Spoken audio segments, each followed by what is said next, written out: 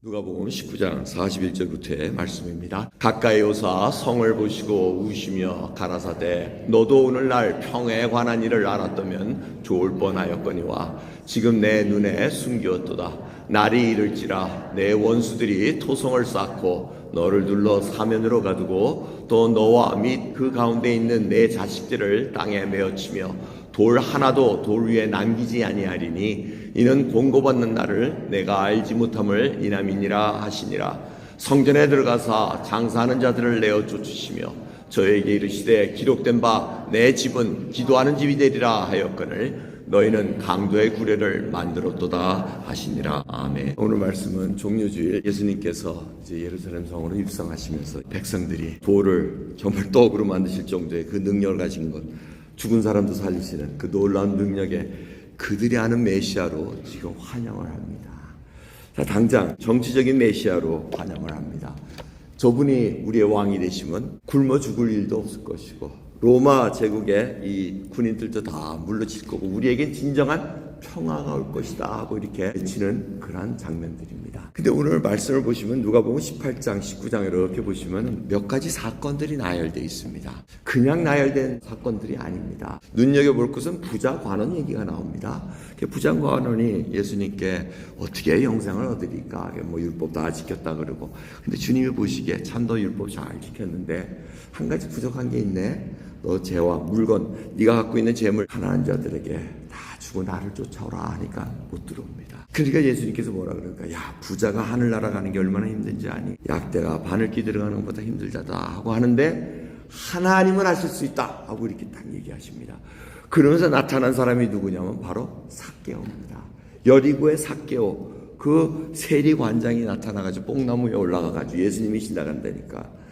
야, 이거 어떻게 된 거 아닌데? 예수님께서 내려오라 하니까 그때서 자기 토색한 거 뭐 물건 다 자기 그냥 완전히 거짓으로 다 채워진 재물들 다 나눠주겠다고 얘기합니다. 이게 뭐냐면 바로 부자관원과 삭개오를 비교하는 겁니다. 하나님은 물질의 유무에 상관없이 하나님께서 하시겠다 그러면, 하나님께서 작정하시겠다 그러면 구원을 베풀어 주시는 겁니다. 자, 그러면서 이 소경을 고치시는 얘기가 또 나옵니다. 소경을 2명 고치고 1명 고치고 이제 얘기가 나오는데 이 소경을 고쳐주십니다. 못 보는 자가 다윗의 자손이여 하고 이렇게 외치면서 고쳐주십니다. 그런데 오늘 군중들은 주님께서 보시기에 너희들이 지금 이렇게 평화를 부르고 외치는데 지금 이 평화, 너희들이 모르는 이 평화가 내 눈에 숨기었도다 하고 말씀하십니다. 눈은 뜬 것 같으나 보지 못한다는 겁니다. 보지 못하는 자가 예수 그리스도를 만남으로 말미암아 보게 되었는데 정작 눈을 뜬 자들은 진정한 하나님이 뭘 원하시는가 보지 못하고 있다는 것을 오늘 본문 말씀을 통해서 알려주고 있습니다.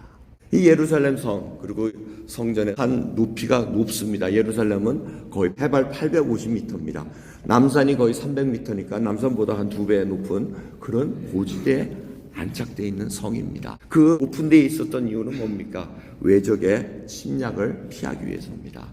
물도 없습니다. 물을 하려면 저 깊이 800m 밑에까지 다 파가지고 물을 길어 올려야 되는데 그 정도로 자기네들이 적군의 위협을 피해가지고 세운 곳이 바로 예루살렘 성이고 거기에 성전을 세운 겁니다. 거기에 지금 하나님의 시온성이라고 얘기를 합니다. 시온이라는 히브리 단어는 요새입니다. 하나님의 요새라는 것입니다. 그런 높은 꼭대기에 있으니 요새가 아닐래 아닐 수가 없겠죠. 그러한 하나님의 시온, 하나님의 임재하심을 상징적으로 표현하는 예루살렘 성에 지금 예수님께서 6월절을 맞이해서 어린 양이 되어 가시는 겁니다. 그래서 여러분, 이 고난주간이 되면 예수님이 바로 어린 양이 됐다는 걸 절대 잊으셔서는 안 됩니다. 지금 이 군중들이 환호하는 사이에 수만 마리의 양들이 지금 예루살렘 성전에 모여 있습니다. 그들이 6월절에 다 희생제물을 위해서 다 체크하고 있는 기간을 갖고 있습니다.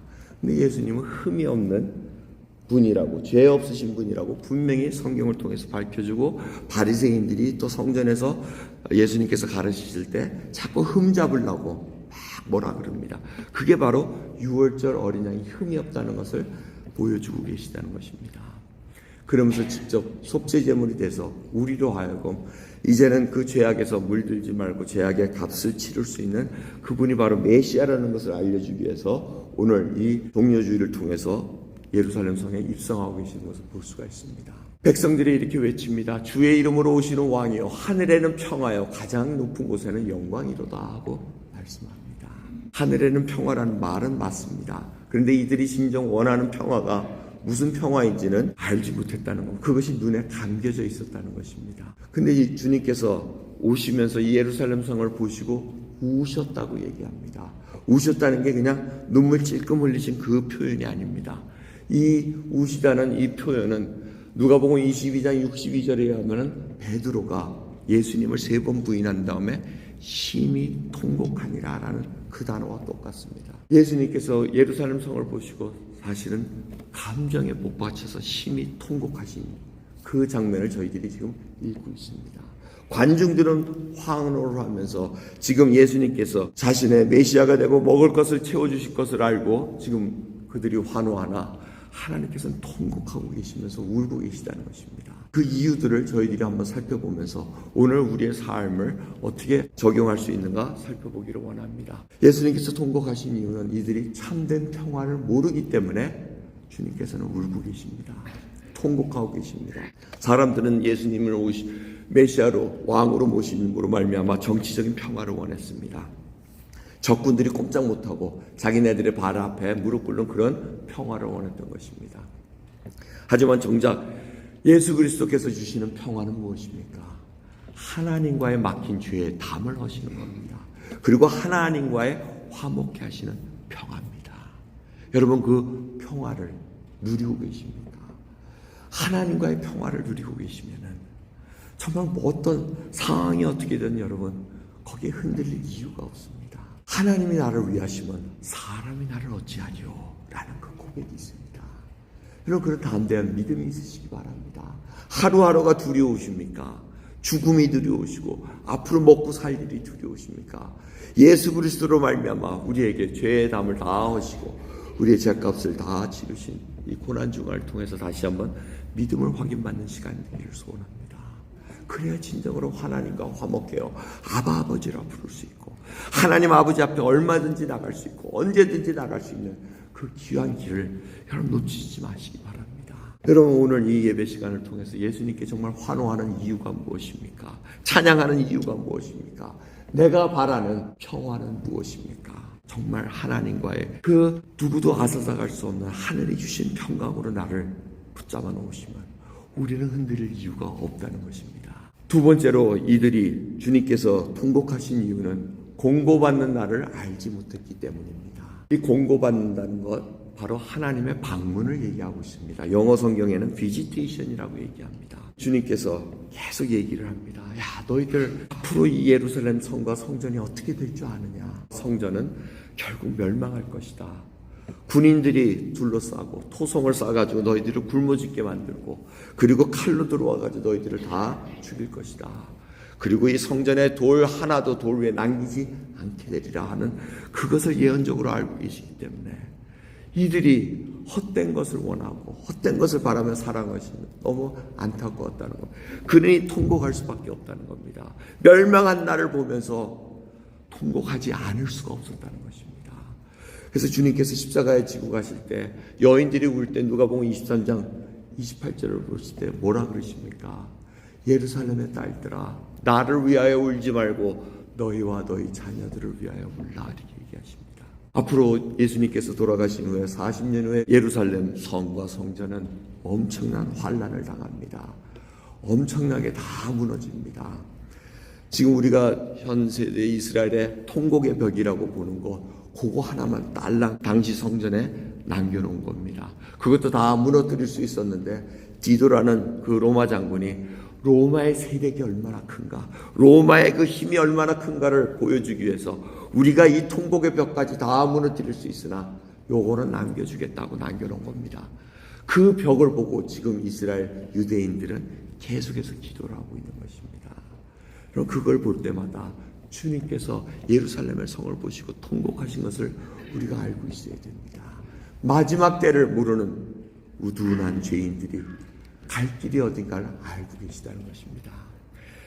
공고하고 하나님께서 계속해서 예루살렘 백성들을 살리기 위해서 얼마나 애를 썼는가 알려주고 계십니다. 누가복음 13장 34절 보면 예루살렘아 예루살렘아 선지자들 죽이고 내게 파송된 자들 돌로 치는 자요, 암탉이 제 새끼를 날개 아래 모음같이 내가 너희를 모려한 일이 몇 번이냐. 그러나 너희가 원하지 아니하였도다 말씀하십니다. 종교 지도자들에게 정말 하나님의 말씀으로 다 일깨워 줄지라도 그들은 듣기를 거부합니다. 자기들이 갖고 있는 기득권, 자기들이 잘 먹고 잘 사는 이것을 놓치지 않기 위해서 하나님께서 회개하라고 해도 예수 그리스도가 메시아라는 것을 알면서도 그들은 거부해버립니다. 그래서 사람들의 죄악과 그들이 처할 멸망을 하시고 주님께서는 애통해 하시고 통곡하신 것을 우리가 잊지 말아야 됩니다. 여러분, 이 말씀을 통해서 오늘 저희들에게 적용할 것은 우리도 마지막 때를 알고 있습니다. 심판의 때가 분명히 오게 돼 있습니다. 이때는 누구도 피할 수가 없다고 얘기합니다. 그래서 베드로후서를 보면은 주님의 재림의 약속이 더딘 것 같다고 사람들이 얘기합니다. 오시긴 뭘 와. 그냥 세상은 이렇게 하다가 끝나는 거야. 그게 아니라는 겁니다. 너희를 대하여 오래 참고 아무도 멸망치 않기 위해서 회개하기에 이르기를 원하신다는 겁니다. 그래서 저희들이 그 위대한 사명, 주님께서 우리에게 맡겨주신 사명, 정말 복음을 들고 예수 그리스도를 전하는 땅끝까지 이르러 증인이 되기 위해서 우리는 지금도 걸어가는 그 길을 가고 있습니다. 주의 날에 분명히 도적같이 온다고 얘기합니다. 아무도 모릅니다. 불로서 모든 것을 다 태운 후에 새 하늘과 새 땅을 분명히 허락하신다고 약속하고 계십니다. 우리는 그것을 잊을 수가 없습니다. 그래서 누가복음 21장 마지막 주님께서 성전에 들어가셔서 이제 가르치는 일들이 쭉 나옵니다. 그럴 때 마지막 때에서 얘기를 하십니다. 너희는 스스로 조심해라.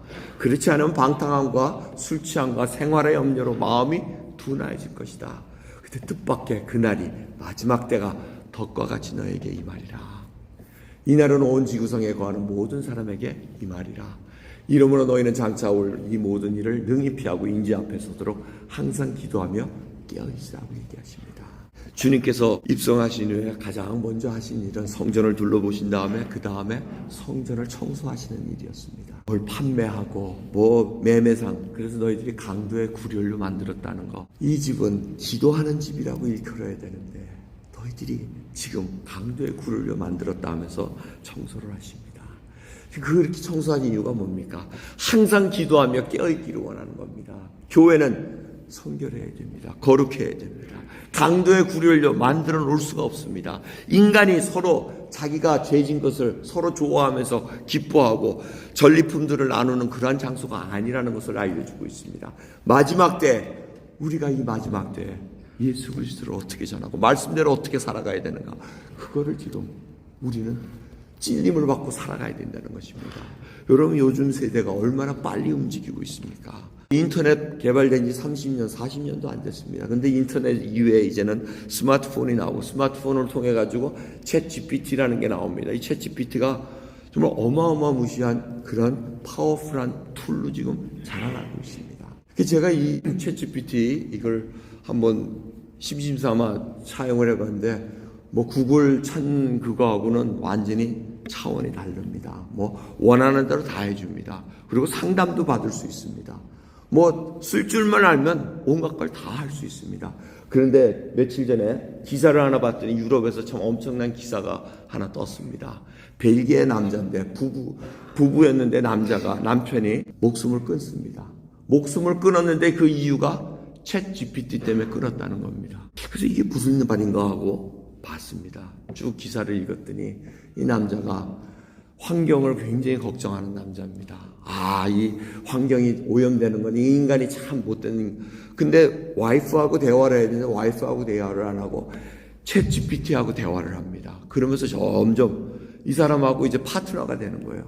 환경에 대해서 논하고 뭐에 대해서 논하고 인간의 이 완악함에 대해서 논하고, 그러다가 이 사람이 어디까지 발전하냐면, 야, 내가 없어지면 네가 이 챗 GPT, 네가 이 세계를, 이 환경을 구할 수 있겠느냐, 여기까지 디벨로프가 됩니다. 그러니까 챗 GPT가 뭐라 그랬게요? 걱정하지 마, 내가 해줄게. 이렇게 되니까 이 사람이 목숨을 끊습니다. 전 거기까지 기사를 읽고, 와, 인간이 지금 지배를 하려고 지금 챗 GPT를 만들고 뭘 다 만드는데 지배 당하는 세상이 되고 있구나. 엄청나게 지금 이 세계가 지금 어떤 방향으로 가는가, 이 아주 무서운 속도로 지금 가고 있는 것을 깨닫게 됩니다. 근데 그것이 우리 생활의 염려로 마음이 둔해지면 보이지가 않습니다. 이제 점점 사람들은 이 종교, 특별히 예수 그리스도를 믿는 기독교, 이 예수 그리스도가 바로 우리의 죄를 위해서 돌아가셨다는 것하고는 전혀 상관없는 그 세계로 흘러가고 있습니다. 그럼 우리 2세대, 3세대, 손자, 손녀, 이거 믿음 가지고 계신 할아버지, 할머님들, 우리 기도 많이 해야 됩니다. 걱정스럽습니다.